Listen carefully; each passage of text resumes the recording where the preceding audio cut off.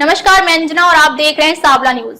चलिए बढ़ते हैं इस वक्त की बड़ी खबर की ओर। संगम की रेती पर हाल अफसरों का कल्पवास। डीएम जैसे अधिकारी भी कर रहे हैं नियमों का पालन। महाकुंभ में जीवन की बिगड़ी बनाने और पुण्य कमाने की होड़ में अफसर भी पीछे नहीं है। संगम की रेती पर कई आला अफसर कल्पवास कर रहे हैं। इनमें डीएम से लेकर मुख्य सचिव स्तर तक के कई अधिकारी हैं। 2 दर्जन से अधिक आईएएस आईपीएस संकल्पित होकर कल्पवास कर रहे हैं। सेवानिवृत्त अधिकारियों की संख्या इनमें अधिक है। वे अपने परिजनों रिश्तेदारों के साथ संगम की रेती पर लगे शिविरों में रहकर संगम में डुबकी के बाद दिन भर घर परिवार से लेकर समाज तक के मंगल के लिए जप तप और ध्यान कर रहे हैं। इसके लिए उन्होंने मोरी मुक्ति मार्ग स्थित क्रिया योग आश्रम एवं अनुसंधान संस्थान के शिविर में महाराजा कॉटेज आरक्षित कराया है। वे यहाँ अपने परिवार के सदस्यों के साथ संगम में डुबकी लगाकर कल्पवास करेंगे। इसी तरह वाराणसी समेत कई जिलों के डीएम और मंडलायुक्त रहे AK उपाध्याय भी कल्पवास करेंगे। उनके लिए भी इसी शिविर में कॉटेज बुक है।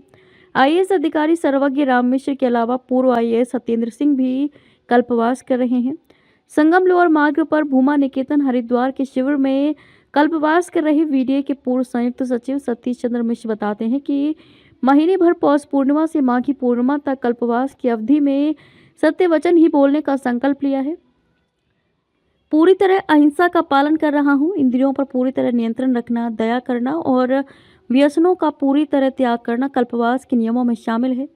इसी तरह विंध्याचल मंडल, देवी पाटन मंडल समेत कई मंडलों में मंडलायुक्त रहे योगेश्वर राम मिश्र भी सतुआ बाबा के शिविर में कल्पवास करेंगे। ड्यूटी के दौरान भी कल्पवास नाम न छापने के आग्रह पर ड्यूटी कर रहे एक IPS अधिकारी ने बताया कि वे ब्रह्म मुहूर्त में उठते हैं, नियमित 3 बार गंगा स्नान करते हैं। इस दौरान श्रद्धालुओं संतों की सेवा करने के साथ ही हरिनाम का संकीर्तन नियमित करते हैं। कल्पवास के नियम: कल्पवास करने वाले को सत्य वचन बोलना पड़ता है। झूठ बोलने पर कल्पवास खंडित हो जाता है। अहिंसा का पालन करने के साथ ही इंद्रियों पर नियंत्रण, प्राणियों पर दया और व्यसनों का त्याग करना पड़ता है। कल्पवास के दौरान ब्रह्म मुहूर्त में उठकर 3 बार गंगा स्नान करना पड़ता है। संतों की सेवा और जप कीर्तन करने का नियम है। कल्पवास के दौरान एक ही समय भोजन किया जाता है। स्मृतियों पुराणों को बनाया गया आधार। 40 बार हुई बैठक। हिंदू आचार संहिता को कर्म और कर्तव्य प्रधान बनाया गया। मनु स्मृति, पराशर स्मृति और देवल स्मृति को भी आधार बनाकर स्मृतियों के साथ ही भागवत गीता, रामायण, महाभारत और पुराणों के प्रमुख अंशों को शामिल किया है। 70 विद्वानों की 11 टीम और 3 उप टीम बनाई गई थी। हर टीम में उत्तर और दक्षिण के 5-5 विद्वान थे। 40 बार की बैठक के बाद आचार संहिता का अंतिम स्वरूप तैयार किया गया।